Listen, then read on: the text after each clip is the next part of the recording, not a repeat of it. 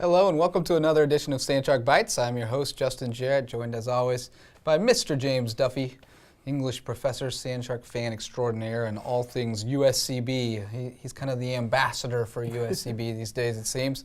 And we're happy to bring you another episode on YouTube, on the County Channel, wherever you're watching us today, catching you up on all things USCB Athletics. And Duffy will start, I guess, closest to home and work out from there, and that'll be the Sand Shark Classic. It was kind of the subject of last week's show, so to speak, with Coach Chris Cuneo coming on, and it did not disappoint. 2 beautiful days out at Old Field Club, just picture-perfect weather, and a really strong field. 5 teams in the top 25 in the NAIA, and USCB with a strong showing, but not quite able to take the trophy away from Coastal Georgia.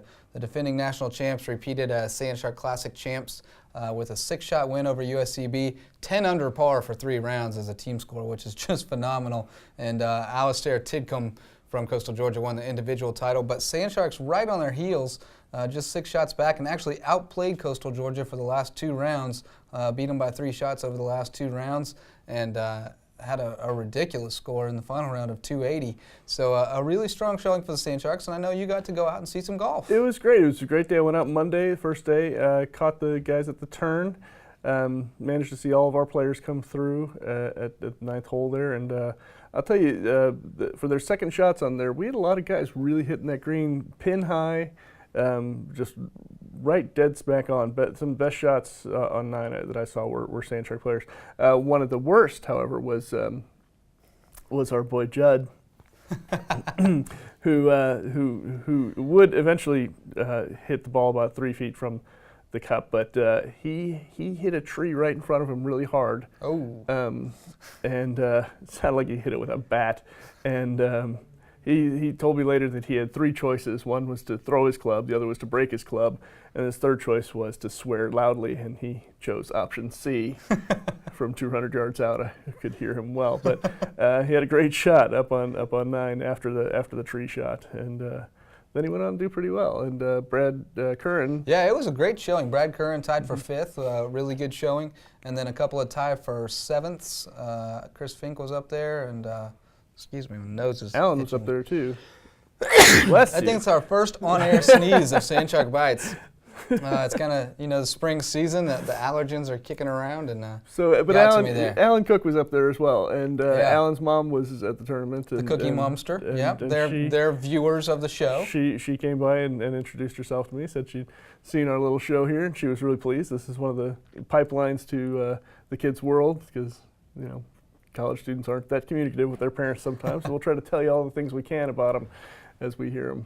One of the few things that trickles out to West Virginia from here, I guess. But really strong showing. Everybody showed up and played well. The B team, in fact, beat a couple of teams and finished just 6 shots behind Thomas, who's ranked 24th in the nation. So that shows you the depth on that team, going 10 deep and then some. A couple of the guys playing as individuals played pretty well, too. So one of our players hit it right and hit the pin on 17. Oh, wow. Right where the pin is at the cup, and had that pin not been there, it would have gone right in. But wow. It was great to see the pin rattle like that, and who it was, of course, I can't remember now, but it was a great shot.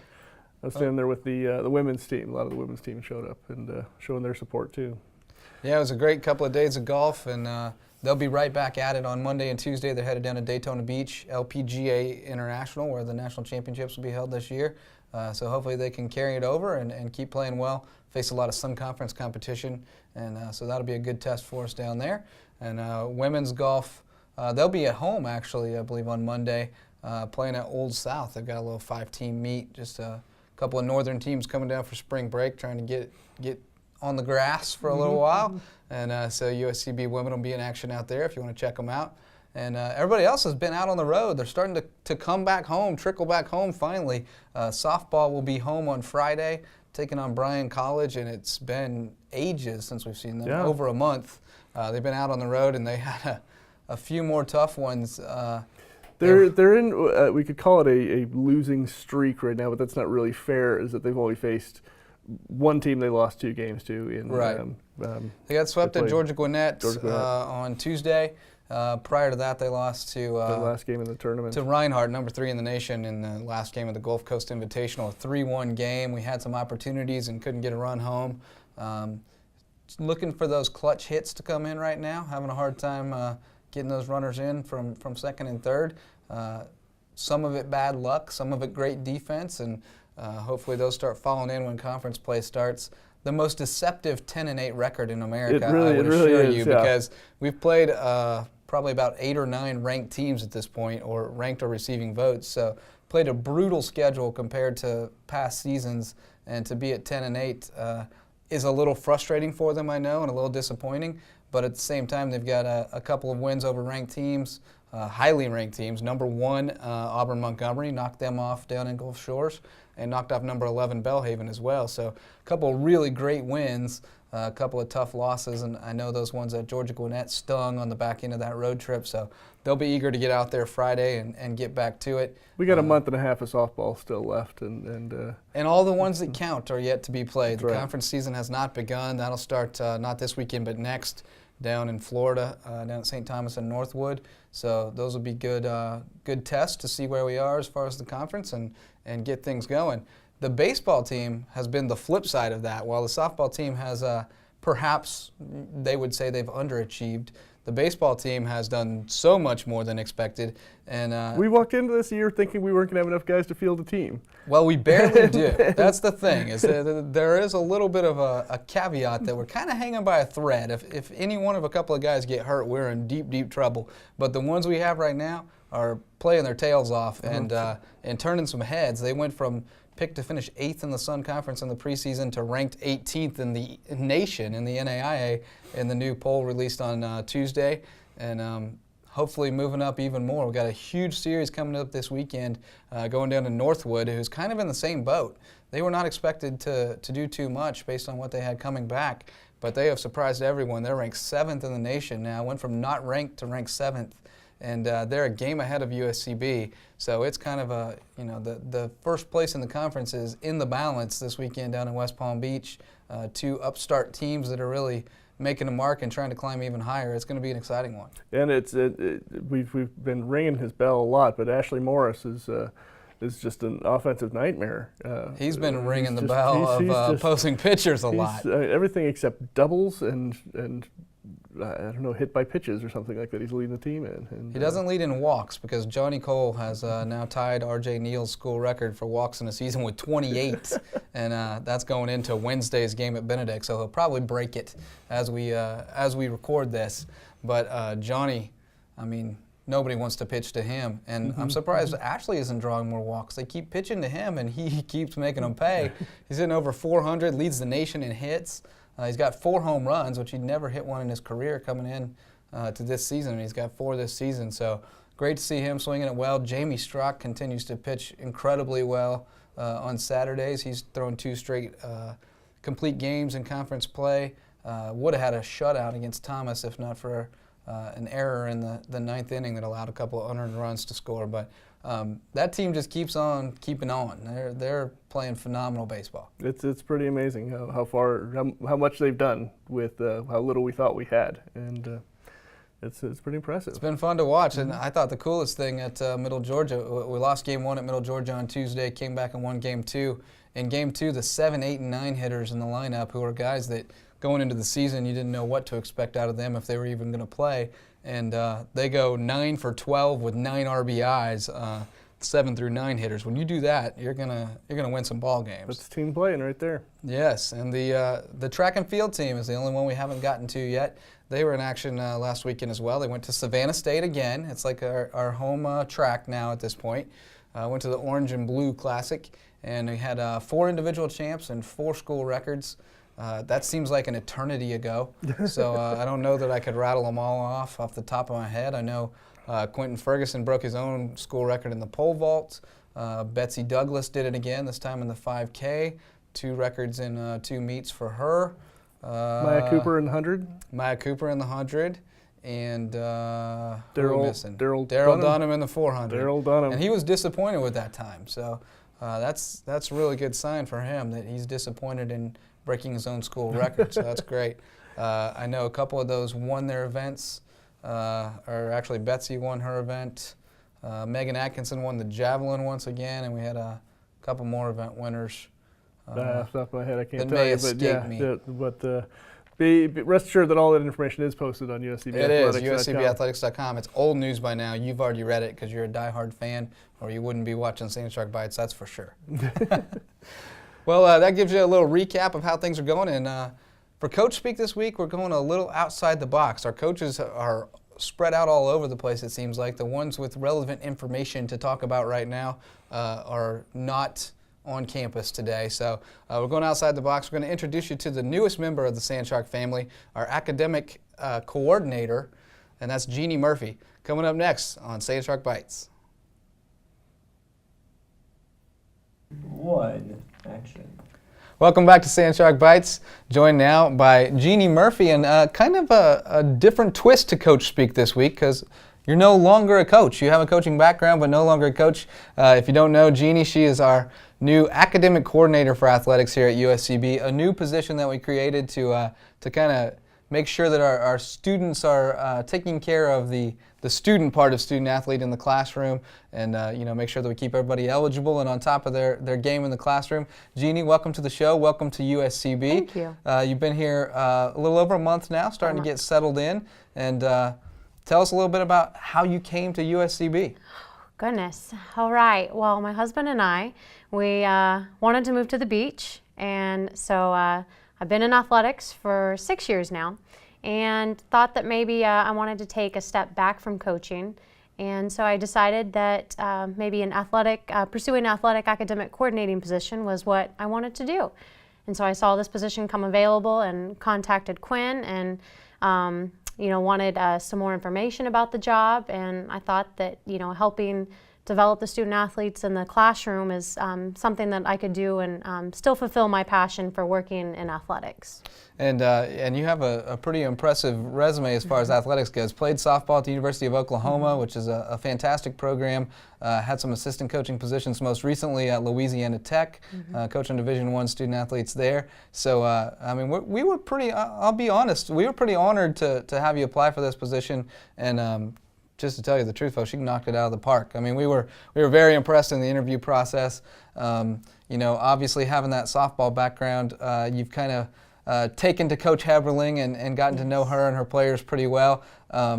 Really fun program we have there, isn't it? Yeah, it is. Definitely have a passion for softball, but being here, I've been able to expand my horizon with all the other the sports. Just the past couple of days, we spent a couple of days out at the golf course, which was awesome watching our men's team compete, and so that was great watching them and learning definitely more about soccer, and we have a good program here, and so getting to know the other teams has been a pleasure.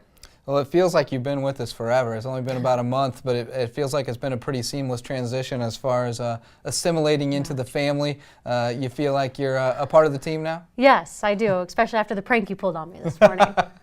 Yeah, I don't get too many chances to pull a phone prank anymore. Prank calls don't work so much in the day of caller ID, so had to take advantage when I had an opportunity.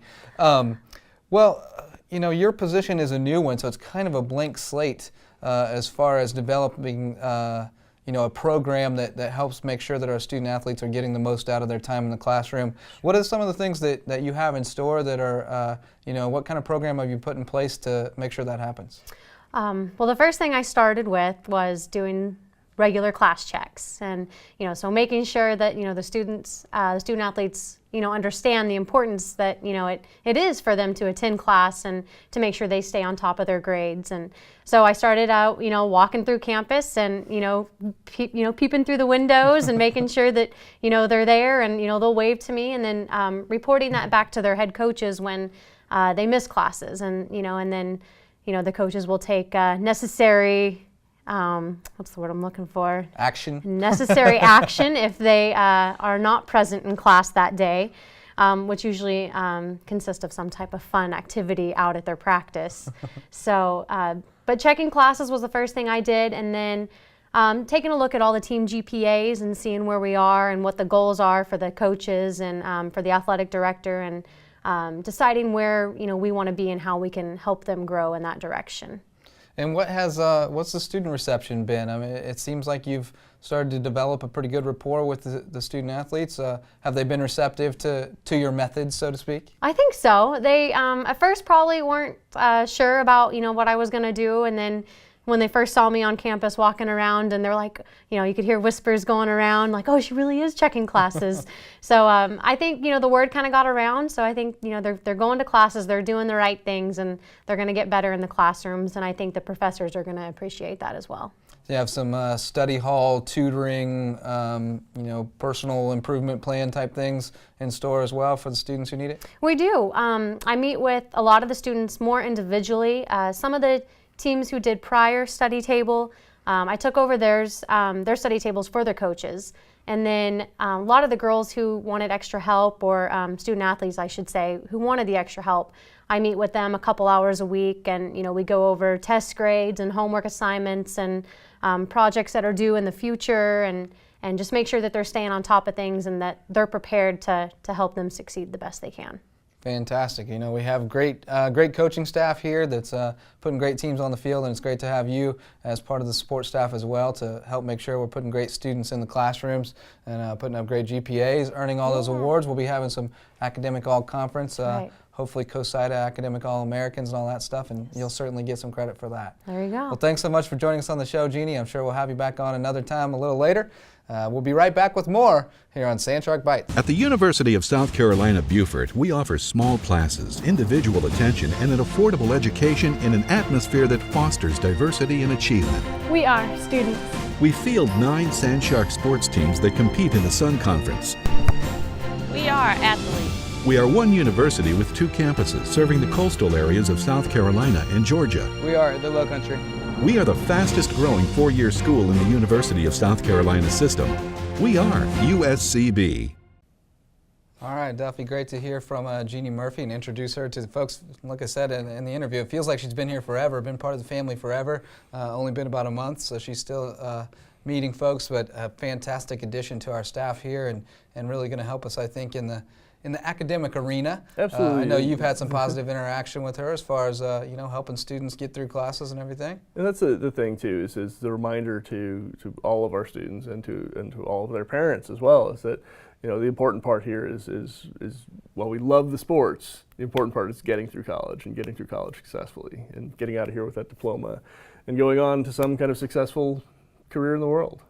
Yeah, you hate to use the tired old cliche of most of them go pro in something other than sports, but it's especially true at the NAIA level. Not many of our athletes are going on to professional careers. So I know Quinn Monahan, my boss, your de facto boss in some ways, I guess, our AD, likes to say that we have them for 4 years to prepare them for the next 40.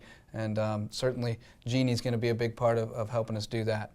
Well, about time to wrap things up, and our regular viewers know how we do that around here, and that's with the Athlete of the Week.